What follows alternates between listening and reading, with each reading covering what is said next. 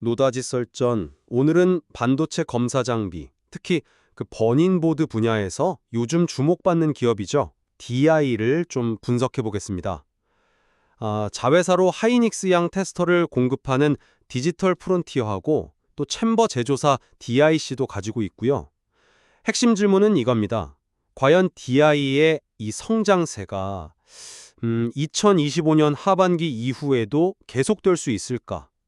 특히 그 차세대 HBM4 메모리용 버닌 테스터의 고객사 품질 인증, 그러니까 퀄 통과 여부가 최대 관심사인데 전망이 좀 엇갈리고 있습니다. 저는 HBM4 퀄 통과 가능성, 그리고 자회사 디지털 프론티어의 약진, 이런 걸 볼 때 DI의 추가 성장, 충분히 기대해 볼 만하다, 이렇게 생각합니다. 음, 저는 조금 다른 시각인데요. 그 HBM4 컬 통과가 생각보다 좀 지연되고 있다는 점, 그리고 현재 주력인 HBM3A 장비의 수익성이 뭐랄까 기대만큼 높지 않다는 점을 고려하면 마냥 낙관하기는 좀 어렵지 않나 이렇게 봅니다. 위험 요인들을 좀 더 신중하게 봐야 할 것 같아요. 물론 HBM4 콜이 경쟁사보다 한 달 반 정도 늦어진 건 사실이죠. 네. 하지만 최근 테스트가 재개될 거라는 소식은 이건 분명히 긍정적인 신호 아닌가요? 이게 통과만 되면 DI의 기술력하고 HBM 시장 내 입지는 훨씬 더 강화될 겁니다. 그리고 실적을 한번 보세요. 2025년 2분기에 매출 1,193억 원, 영업이익 122억 원으로 정말 사상 최대 실적을 냈고요. 이게 벌써 5분기 연속 성장입니다. 자회사 디지털 프론티어가 하이닉스양 웨이퍼 테스터 국산화에 성공하면서 HBM 장비 수주까지 더해진 영향이 크죠. 패키지 버닌 테스터는 삼성, 하이닉스 모두에게 공급하면서 시장 점유율이 상당히 높고 DDR5부터는 하이닉스의 핵심 공급사 지위를 확보했습니다. 고객사 다변화 측면에서도 과거에는 삼성 의존도가 높았는데 2024년부터 하이닉스 비중이 60%까지 올라왔고요. 또 LG에너지 솔루션의 납품하는 2차 전지 정비처럼 연 100억 이상 매출에 이익률 10% 나오는 그런 안정적인 부가 사업도 뒷받침되고 있습니다. 그래서 올해 회사 목표치인 매출 4천억 원, 영업이익률 12%, 이거 충분히 달성 가능하다고 봅니다. 네, 2분기 실적이 좋았던 것은 인정합니다. 하지만 하반기에는 수주가 줄면서 실적이 좀 둔화될 거라는 예상이 나오고 있거든요. 2분기 말 수주 잔고가 1,381억 원인데 이게 점진적으로 감소할 가능성이 있고요. 더 큰 문제는 사실 외형 성장에 비해서 수익성이 잘 안 따라온다는 점입니다. 목표 총이익률, GPM이라고 하죠. 이게 30%라고 하는데 실제 HBM3용 장비 마진은 한 20% 수준에 머물고 있다는 분석이 많아요. 이게 왜 이렇게 낮을까요?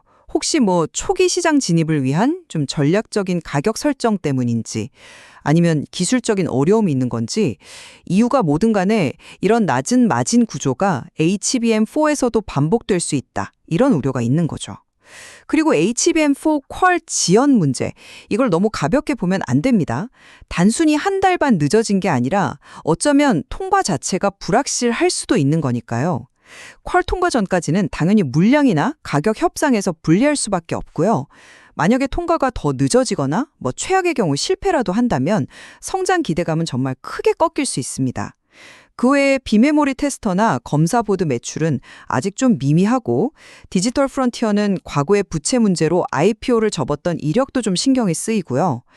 음향기계 사업은 계속 적자 선태고 위험 요인이 생각보다 꽤 많습니다. HBM4 퀄 지원을 너무 부정적으로만 해석할 필요는 없다고 봐요.